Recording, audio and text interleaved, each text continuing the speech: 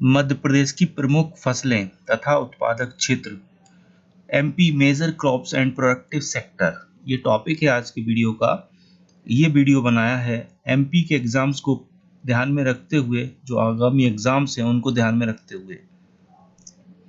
सबसे महत्वपूर्ण फसल है पहली गेहूं या वीट। गेहूं मध्य प्रदेश की सबसे महत्वपूर्ण फसल है। मध्य प्रदेश में गेहूं रबी की फसलों के जो प्रकार होते हैं उसमें एक रबी की फसल का प्रकार होता है, उसके अंतर्गत आती है। मध्य प्रदेश में गेहूं का प्रादेशिक वितरण असमान है, मतलब कहीं पर है कहीं पर नहीं है मध्य प्रदेश में। इसका कारण मध्य प्रदेश की जो भौगोलिक संरचना है वो है। राज्य में उत्पादन की दृष्टि से मालवा प्रमुख क्षेत्र है। मालवा का मतलब ये इंदौर, खंडवा, उज्जैन जो इलाका है वहां की बात कर रहे हैं ये। मध्य प्रदेश में हरित क्रांति से, माना ग्रीन रिवॉल्यूशन जो हुआ था, उससे सर्वाधिक लाभ गेहूं को फसल को ही हुआ है। इसके बाद सेकंड महत्वपूर्ण फसल है चावल, राइस।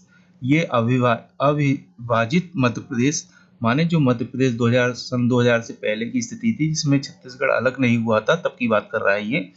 सबसे महत्वपूर्ण फसल थी और इसका क्षेत्र मध्य प्रदेश में था। और वर्तमान में जो पार्ट मध्य प्रदेश का था वो छत्तीसगढ़ में जो ट्रांसफर हो गया, चला गया, उसको धान का कटोरा भी कहा जाता था। और आज भी कहा जाता है छत्तीसगढ़ को धान का कटोरा, छत्तीसगढ़ राज्य को। वर्तमान में मध्य प्रदेश में चावल उत्पादन बहुत कम हो गया है। उसके बाद आता है ज्वार। ज्वार मध्य प्रदेश की प्रमुख खाद्यान्न फसल है। इसका राज्य की कृषि अर्थव्यवस्था में महत्वपूर्ण स्थान है। क्षेत्रफल तथा उत्पादन की दृष्टि से गेहूं के बाद प्रमुख स्थान इसी का है बाजार मूल्य के हिसाब से।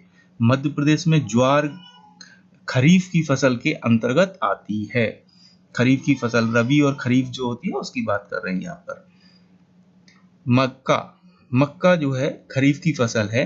उष्ण आर्द्र माने वार्म ह्यूमिड, माने गर्मी जो होती है उमस भरी गर्मी, उसकी बात कर रहा है, क्षेत्रों में ज्यादा उगता है। और ये असिंचित भागों में, माने जहाँ सिंचाई के संसाधन उपलब्ध नहीं है वहां पर ही उत्पादन अच्छे से हो जाता है इसका। और ये जून जुलाई में बोया जाता है और अक्टूबर नवंबर में काट लिया जाता है। जो खरीफ की जो फसलें होती हैं उनका भी यही समय होता है। चना, ग्राम। चना मध्य प्रदेश की महत्वपूर्ण उपज है। इसका दाल एवं खाद्यान्नों के रूप में प्रयोग करके देखें। चना की फसल अक्टूबर में बोई जाती है। चना को बोते समय नमी यानी मॉइस्चर की आवश्यकता होती है, इसीलिए अक्टूबर माह में बोई जाती है, क्योंकि थोड़ी सी ठंडक स्टार्ट हो जाती है उस समय तक। भारत के मौसम को देखते हुए और मध्य प्रदेश के मौसम को देखते हुए, इसलिए ये उस समय बोई जाती है। राज्य में चना उत्पादन जिलों में उज्जैन, मंदसौर, नीमच ये प्रमुख जिले हैं। और राज्यों में मध्य प्रदेश का स्थान चना उत्पादन में दूसरा स्थान है। ये याद करने योग्य बात है। इसको मैंने जो रेड इंक का यूज किया है उस वाले पॉइंट्स को जरूर याद कर लें आप लोग। मूंगफली, पीनट या ग्राउंडनट भी बोलते हैं इंग्लिश में इसको, ये भी तिलहन और भोज्य पदार्थ दोनों प्रकार की फसल है। तिलहन मीन्स जिससे ऑयल सीड्स यानी कि जो तेल निकलता है जिन फसलों से या जिन उत्पादनों से, उनको तिलहन की फसलों के अंतर्गत लेते हैं और खाते भी हैं, इसलिए भोज्य पदार्थ बोला गया है यहाँ पर।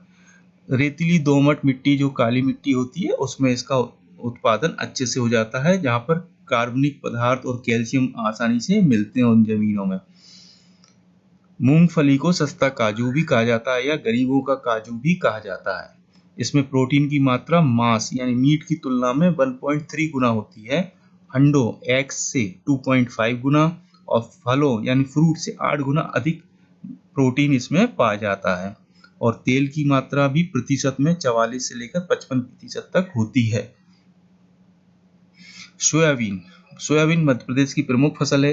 देश का 80% से अधिक सोयाबीन मध्य प्रदेश में ही होता है, अतः इसे देश का सोयाबीन प्रदेश भी कहते हैं।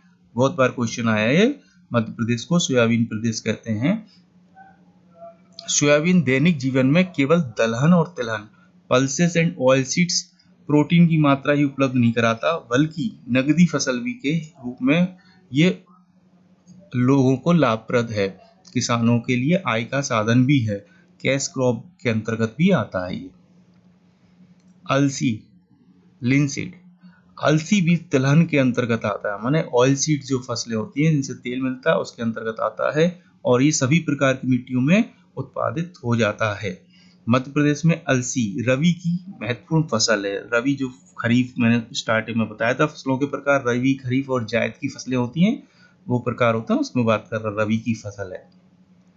अब आता है गन्ना या शुगर कैन। ये मध्य प्रदेश की एक औद्योगिक फसल है जो राज्य में कृषि में चीनी उद्योग की दृष्टि से इसका महत्वपूर्ण स्थान है। फिर आता है कपास, कॉटन। ये औद्योगिक फसल है, कैश क्रॉप के अंतर्गत भी आती है, ये नकदी फसल के अंतर्गत भी आती है, यानी इससे नगद पैसा भी किसानों को मिलता है। मध्य प्रदेश की कपास की बुआई जून में की जाती है और नवंबर से मार्च के मध्य काट ली जाती है। इसके लिए काली मिट्टी अधिक उपयोगी होती है, इसलिए ये मालवा के पठार, जो मध्य प्रदेश में मालवा का पठार कहा जाता है, वहां पर ज्यादा उत्पादन होता है इसका। नर्मदा और ताप्ती नदियों की कछारी मिट्टी, एलुवियल सॉइल में भी इसका उत्पादन होता है।